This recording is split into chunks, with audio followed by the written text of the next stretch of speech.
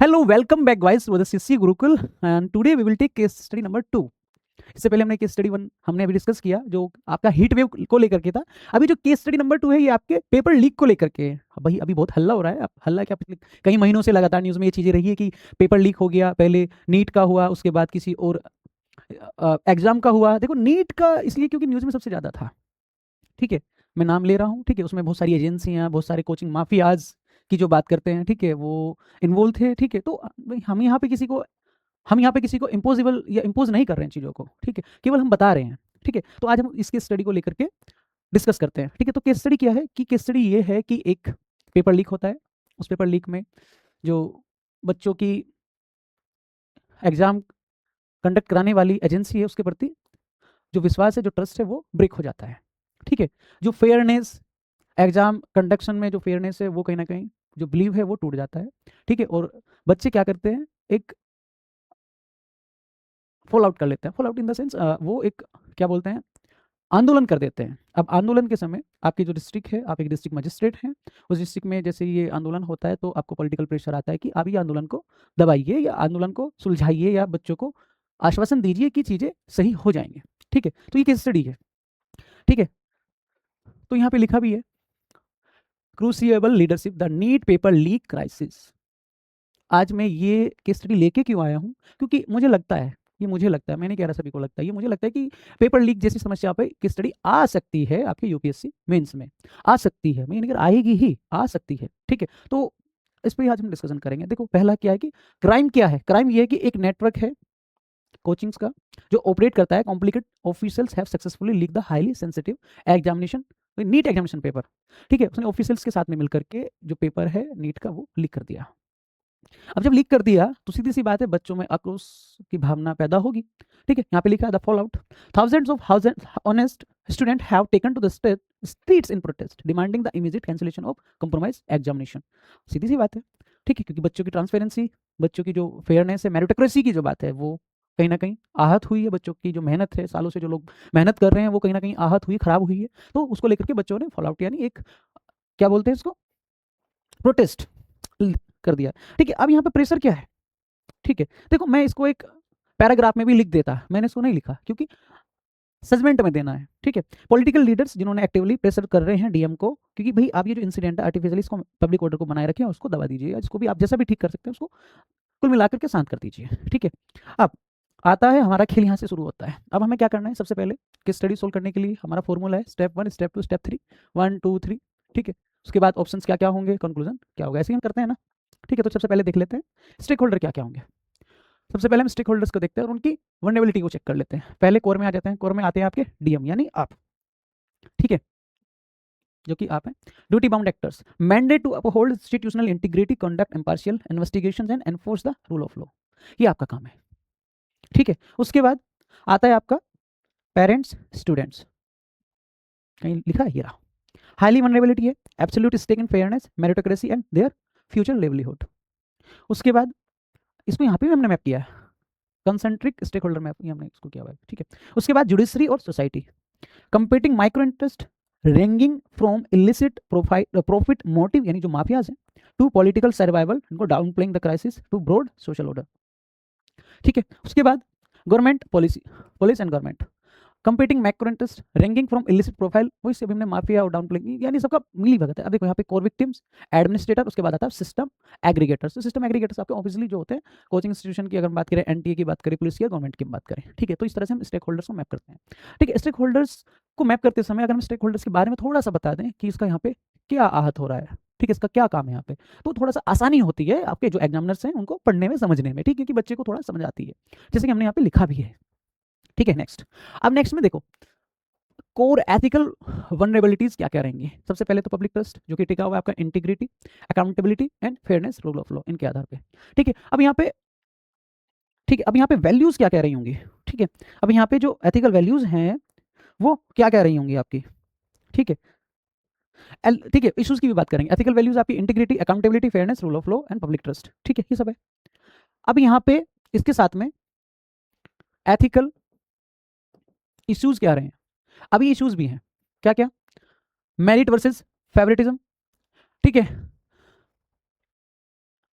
Public interest, individual interest, justice and fairness, absolute of authority, abuse of authority, ठीक है। उसके बाद में इंटीग्रिटी और अकाउंटेबिलिटी पब्लिक ट्रस्ट के साथ में, ठीक है, क्योंकि सोसाइटी एंड लाइफ का जो सबसे बड़ा होता है ट्रस्ट होता है, ठीक है ना। अब हमने ये मैप कर दिया, स्टेक होल्डर मैप कर दिया, इशूज क्या क्या रहे होंगे, वैल्यूज क्या क्या है, ठीक है। अब यहाँ पे देखो, यहाँ पे लिखा भी है, क्योंकि political pressures and coaching mafia का जो इन्फ्लुएंस है किसके आधार पे, पब्लिक ट्रस्ट टूटा, ठीक है। Integrity, refusing the down play the truth और मैनिपुलेट फैक्ट्स, फैक्ट जो भी उनको मैनिपुलेट कर दीजिए, even when face with the direct careers risk and political backlash. Accountability की अगर हम बात करें, answering the system answer for the it catastrophic breach rather than buying और द एडमिनिस्ट्रेटिव फेलियर। आप क्या करें, ठीक है, क्योंकि ये प्रेशर है, प्रेशर के आधार पे आप ये चीजें कर सकते हैं। अब यहाँ पे ऑप्शंस की बात चल रही, सीधी सी बात है, रूल ऑफ लॉ, ठीक है, pursuing an impartial evidence based investigation against the coaching operators regardless of their political connection. कुछ भी हो अभी कर दीजिए, क्योंकि रूल ऑफ लॉ है। फेयरनेस में आप प्रोटेक्ट करो ऑनेस्ट जो कैंडिडेट्स हैं उनको, सिस्टमेटिकली पेनलाइज करो जो भी इलिसिट एक्शन है, जो भी करप्ट है, जो लोग जो भी, ठीक है, उनको लेकर के, ठीक है। तो ये हमारे ऑप्शंस और हमारी जो वैल्यूज हैं उनको लेकर के, ठीक है। आगे पब्लिक ट्रस्ट में यहाँ पे ultimate load bearing elements maintaining the citizen faith in the state capacity to conduct recruitment, ठीक है। अब रियल वर्ल्ड पॉलिसी, अब इसको बोल देते हैं हम merit demerit with options, merit demerit with options, with options, ठीक है। मैं तो भैया आपको कुछ ज्यादा एडवांस थोड़ी यहाँ पे कोई आपको क्या बोलते हैं रॉकेट साइंस थोड़ी ना सिखाने आया हूं। हाँ जी, विद्या, क्या नाम है आपका, विद्या।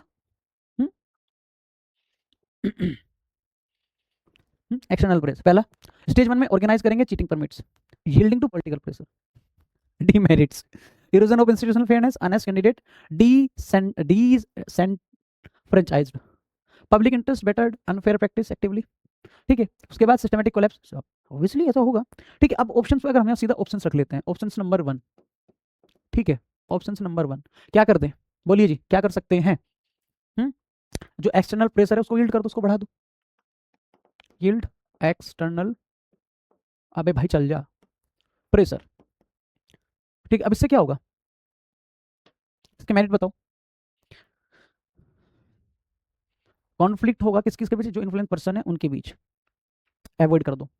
दूसरा, maintain short term administrative convenience, जो शॉर्ट टर्म एडमिनिस्ट्रेटिव कन्वीनियंस है लाइक दंगा फसाद जो भी है वो रुक जाएंगे, पब्लिक लॉ एंड ऑर्डर बना रहेगा, ठीक है। इसके डिमेरिट क्या हो सकते हैं, मेरिटोक्रेसी वायलेट हो जाएगी, दूसरा इंस्टीट्यूशनल अथॉरिटी वो डैमेज हो जाएगी, एनटीए की बात चल रही है।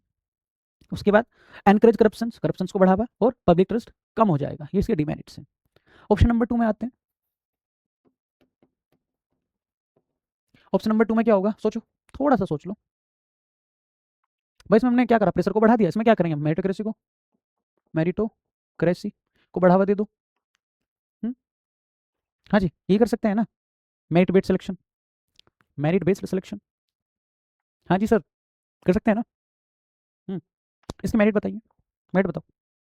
कॉन्स्टिट्यूशनल वैल्यूज को अपहोल्ड हो गई, ओके वेरी गुड। आगे fairness and equal opportunity, very good. Article कौन सा, 14, 14 आर्टिकल, क्वालिटी बिफोर लो है वो 16, देख लो पढ़ लो सही से, गुड 16 है, ठीक है। Article 301 public service fairness, very good. और बताओ, जल्दी जल्दी बताओ, टाइम नहीं है। प्रोटेक्शन इन्फ्लुएंस रेपुटेशन, ओ ये तो मेरिट है, मेरिट है, ओके ठीक है। अस्टडी मेरिट बता दो, एक दो बता दो, क्योंकि अब इसमें क्या होगा, अगर आप इस पे जाएंगे ना तो जो पॉलिटिकल प्रेशर है ना वो और बढ़ जाएगा, ठीक है, क्या हो जाएगा, बढ़ जाएगा।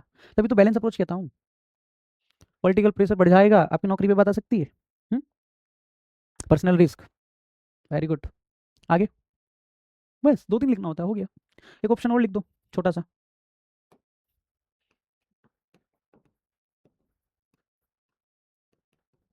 क्या होगा,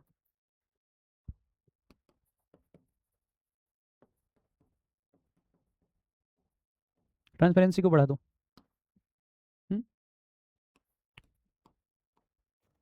अब ट्रांसपेरेंसी को बढ़ा दोगे तो उसकी मेरिट क्या होगी, पब्लिक ट्रस्ट गेन होगा, होगा ना। हुँ?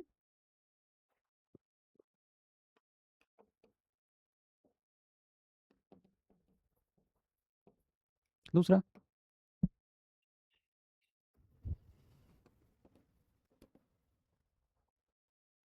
डिजिटल लिटरेसी इंक्रीज, हो सकता है, नहीं हो सकता, लिटरेसी मतलब यहाँ पे जो लिटरेसी यहाँ पे सिलेक्शन प्रोसेस है।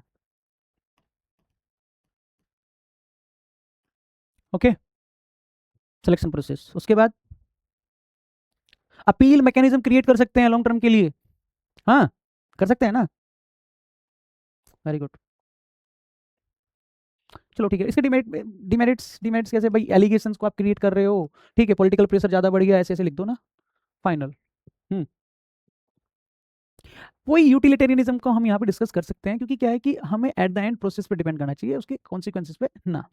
ठीक है, तो आई थिंक ये भी अच्छी थी। अच्छा हाँ, ठीक है ठीक है ठीक है ठीक है। अभी हाँ, ऑप्शन यहाँ भी अभी पढ़ेंगे। अरे मैं भाई साहब, मुझे लिखने की बहुत गंदी आदत है। ठीक है, the mandate of the public examination act 2024 क्या कहता है, इसका मैंडेट क्या है?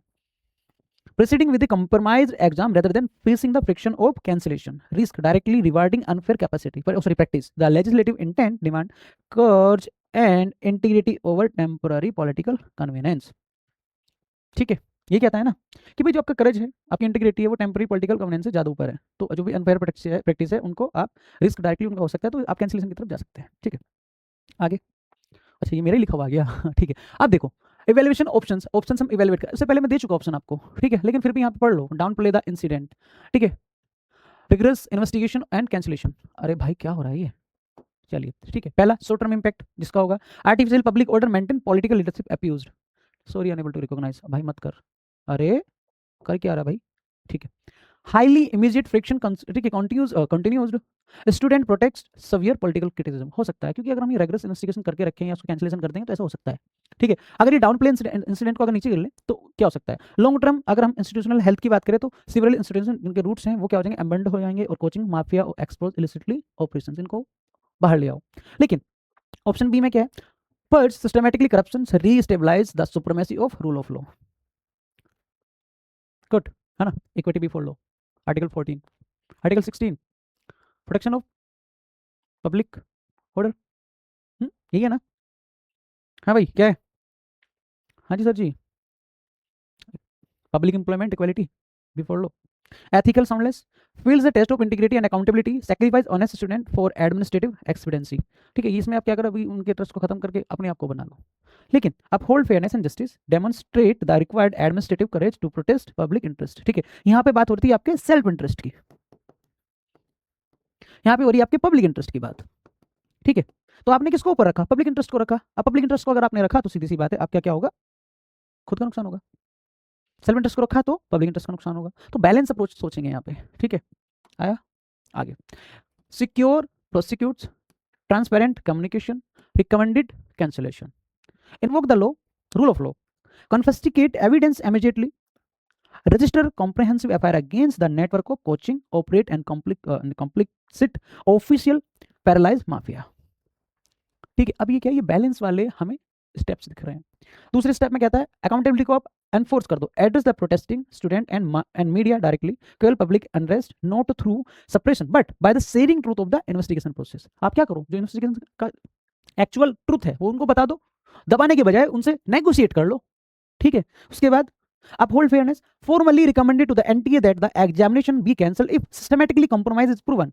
अगर कंप्रोमाइजेशन हुआ, लीक हुआ, उसको प्रूव करके दे दो और बता दो एनटीए को कि अब इसको कैंसिलेशन आप कर लीजिए। ठीक है, कन्वीनियंस के साथ में, लॉजिस्टिक कन्वीनियंस के साथ में। ठीक है ठीक है, अब देखो restoring public trust, secrecy, public anger, institutional decay, the civil servant interventions, transparent action, structural reform, restored public faith, take enable claim chain of custody for all examination mafias, secure logics, independent strict enforcement। ठीक है, 2024 का जो rule आया उसके बारे में बताओ बस। ठीक है, तो ये थी केस स्टडी, उसके बाद कंक्लूजन दे दीजिए आप। कंक्लूजन कैसा होगा, बहुत बैलेंस होगा। ठीक है, तो आई होप आपको ये समझ में आया होगा। देखो मैंने थोड़ा ऊपर ऊपर से रखा है, लेकिन फिर भी पूरा ज्ञान पीने की कोशिश की है। ठीक है, तो चलिए आज के लिए इतना ही, धन्यवाद।